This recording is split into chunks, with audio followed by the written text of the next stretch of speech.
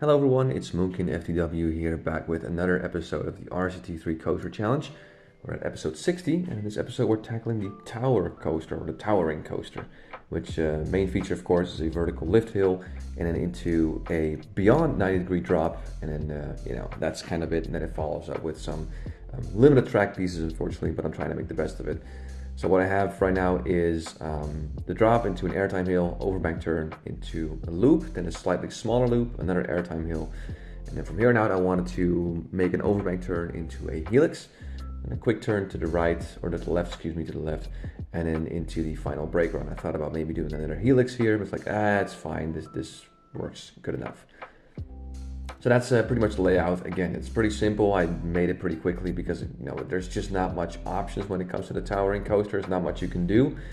And also these carts, they're only, how do you say it? Each train only has one cart, so they kind of lose momentum pretty fast too.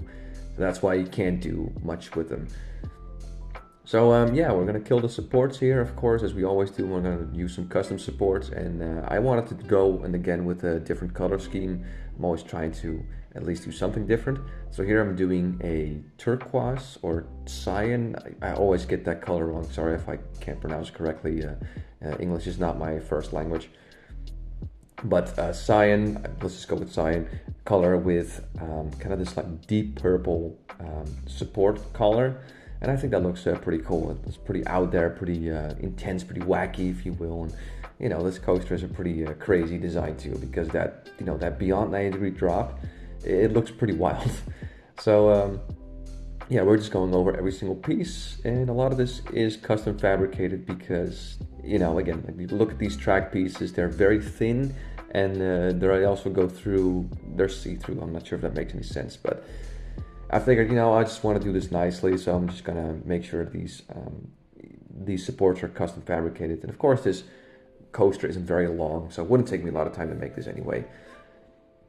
So we're just going over the entire ride, and there's a few things I can add, which is these side supports, which I have pre-made designs for from Moby Steel Jungle. There's a few I have to add myself, including this one here. And now that I see all those supports come to life, with the track and the color scheme, so to say, I actually really like the way this turned out. Again, there's not much you can do with this towering coaster. It's kind of like a one-trick pony, if you will, because it just has that really crazy drop. And other than that, it has some decent, the loopings are quite nice, but yeah, that's mostly it. There's not much else going on. So we're just going to place the footers, of course, where we can, to make sure that everything looks more realistic. And of course, any sort of custom support piece that is not purple yet, I'm going to make purple. So I'm going to plop down my favorite station, my go-to design, which works really well. It's just something I always use because it just looks awesome, in my humble opinion. So I'm just going to check here to see what kind of supports I can use for this section, because I think I actually killed this with a support killer as well. So I'm just going to use some thick slate slabs for that.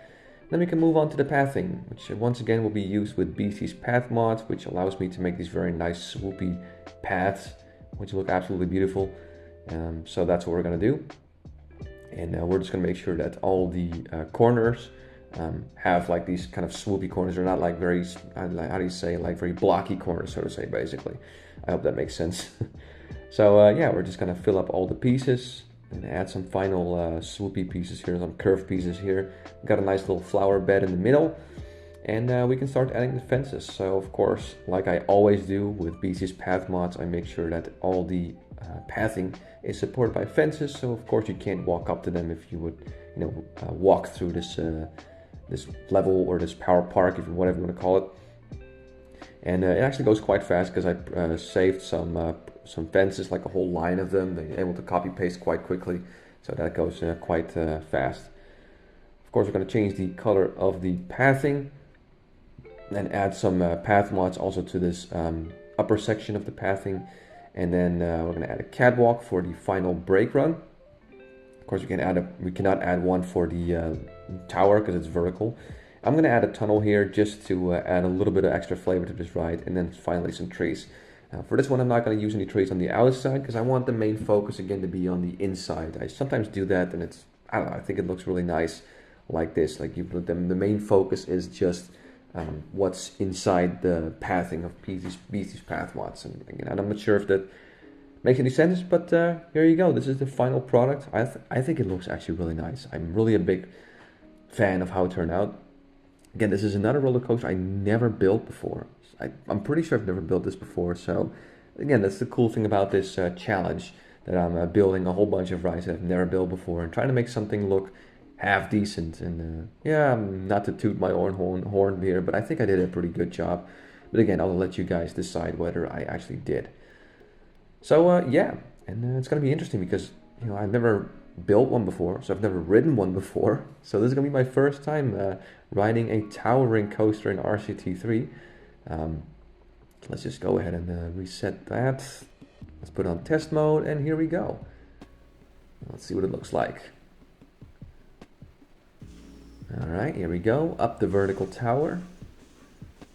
And this beyond 90-degree turn, by the way, is insane. It's like 150 degrees or something. It's really crazy, like it's nuts. Okay, here we go, into the first airtime hill.